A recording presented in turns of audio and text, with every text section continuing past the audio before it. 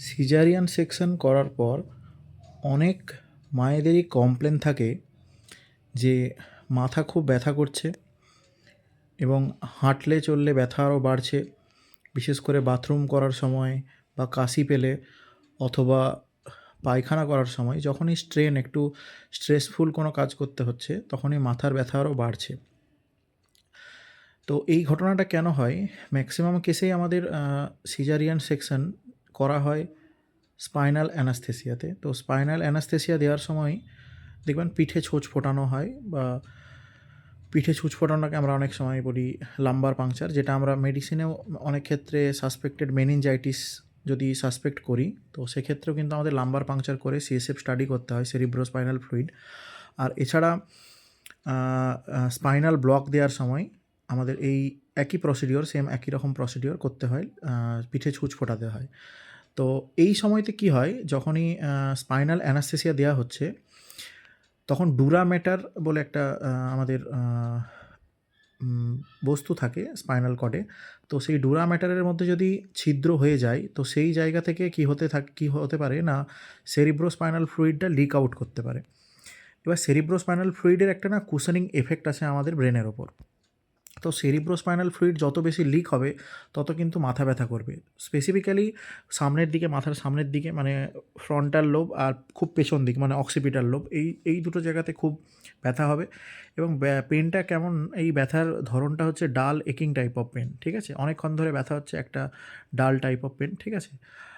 এবার এই ব্যথা হাঁটাচলা করলে বা ট্রেনিং কোনো এক্সারসাইজ, ধরুন এক্সারসাইজ করা বা পায়খানা করা বা বাথরুম করা, কোনো কিছু স্ট্রেনাস কাজ করতে গেলে এই ব্যথাটা কেন বেড়ে যায় না, যখনই স্ট্রেস দিচ্ছেন, মনে করুন আপনি কাশছেন বা কনস্টিপেশনের জন্য বা শক্ত পায়খানা হচ্ছে সে সময় পায়খানা করার জন্য বেগ দিতে হচ্ছে বা চাপ দিতে হচ্ছে, এই সমস্ত স্ট্রেনাস সিচুয়েশান যখনই তৈরি হচ্ছে তখনই ওই যে ডুরাম্যাটারের মধ্যে দিয়ে যে ছিদ্রটা করা হয়েছিল ছুঁচ ফুটিয়ে, সেখান থেকে কিন্তু প্রচুর পরিমাণে সিএসএফ বেরোতে থাকছে, সেরিব্রোস্পাইনাল ফ্লুইড বেরোতে থাকছে। তাই জন্য কিন্তু মাথা ব্যথাও আরও বাড়বে এবং বাড়তে থাকে। তো এমত অবস্থাতে কী করা উচিত? প্রথমত যেটা করা উচিত যে রেস্ট, প্রপার বেড রেস্ট, 8 থেকে 10 ঘন্টা প্রপার বেড রেস্ট নিলে কিন্তু এই জিনিসটা অটোমেটিক্যালি ওভারকাম হয়ে যায় নিজের থেকেই। এবং কেমনভাবে বেড রেস্ট? সুপাইন পজিশানে। সুপাইন পজিশানে কথাটার অর্থ হচ্ছে সোজা, মানে সিম্পল যেভাবে আমরা ঘুমোই, একদম সিম্পল সাদা সোজাভাবে ফ্ল্যাটভাবে শুয়ে গেল। তো এই সুপাইন পজিশনে বেড রেস্ট 8 থেকে 10 ঘন্টা সিম্পল বেড রেস্ট। এছাড়া হচ্ছে হাইড্রেশন স্ট্যাটাসটা মেনটেন রাখা, depending on the clinical condition. IV fluid অর্থাৎ স্যালাইন বলুন অথবা ওরাল হাইড্রেশন, মুখ থেকে জল খাওয়া বলুন, এই দুটো জিনিসের পরিমাণ খুবই বাড়াতে হবে, ঠিক আছে? এরপর যদি হাইড্রেশন স্ট্যাটাস ঠিক থাকে, যদি প্রচুর পরিমাণে জল খান অথবা আইভি ফ্লুইড দেওয়া হয় ভালোভাবে, তাহলে কি না সিএসএফের প্রোডাকশান অ্যাডিকুয়েট হয়ে যাবে এবং কুশনিং এফেক্টটা ঠিক থাকবে, তাতে মাথা ব্যথাটা কম হবে। এছাড়া আর কি করা যেতে পারে? এইগুলো করার পরেও যদি না কমে, তাছাড়া কিছু কিছু পেন কিলার দেওয়া যেতে পারে, যেমন নন স্টেরয়েডাল অ্যান্টি ইনফ্ল্যামেটরি এনসেডস যেগুলো হয়, সিম্পলের মধ্যে প্যারাসিটামল হতে পারে। এছাড়া আরও অনেক এনসেড আছে। এছাড়া ক্যাফেন দেওয়া যেতে পারে, ক্যাফেন ইনফ্যাক্ট ইন্ট্রাভেনাস ক্যাফেনও দেওয়া যায়, আইভি ক্যাফেন। এছাড়া আরও অনেক কিছু ওষুধ দেওয়া যায়, যেমন অ্যামিট্রিপটাইলিন, নরট্রিপটাইলিন, আর গাবাপেন্টিন, প্রিগাবালিন, এই সমস্ত ওষুধও দেওয়া যায়, ঠিক আছে? কিন্তু এত কিছু করার পরও যদি এই ব্যথা না কমে, তখন কিন্তু আবার ফার্দার মানে ইন্টারভেনশন আরেকটা করতে হয়, সেটাকে বলা হয় এপিডুরাল ব্লাড প্যাচ রিপেয়ার।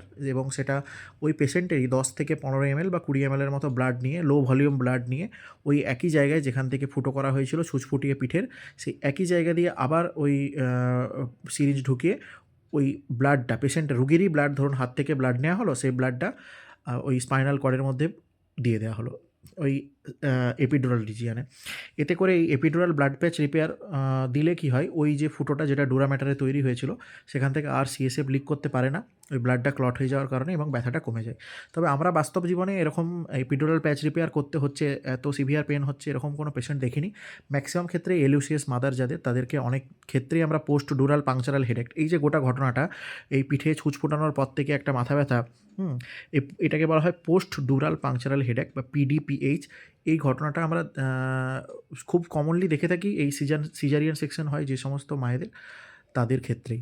এবং সাধারণত ভালোভাবে জল খেলে, প্রপার বেড রেস্ট নিলে এবং বালিশ ছাড়া শোয়ার চেষ্টা করবেন। প্রপার বেড রেস্ট, ভালোভাবে জল খাওয়া কফি খাওয়া একটু এবং ব্যথার ওষুধ খাওয়া, এতেই মোটামুটি ঠিক হয়ে যায়।